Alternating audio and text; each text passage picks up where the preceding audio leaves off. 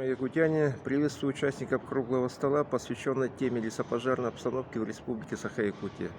По состоянию на 15 июня мы проводим работу по тушению 15 лесных пожаров на территории 8 районов Республики Саха-Якутия. Работает порядка 1000 лесопожарных формирований, сотрудников лесопожарных формирований, порядка сотни техники и работает 20 единиц воздушного флота. Работает федеральный ПДПС, это федеральный резерв, 120 с Владивостока, 60 из Хабаровска, и сегодня прибывает 100 из Тюмени, а также 49 из Амурской области.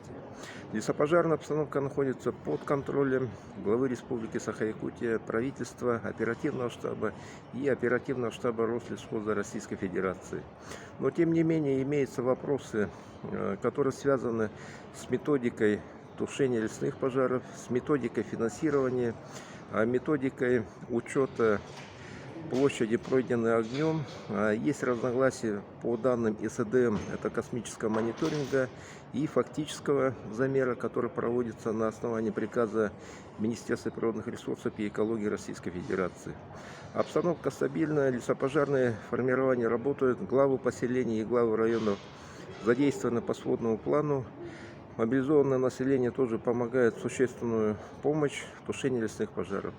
Я желаю удачи всем участникам круглого стола выработать настоящие практические рекомендации, которые помогут нам, экологам, лесникам, выстоять лесопожарный сезон 2021 года. Удачи и успехов!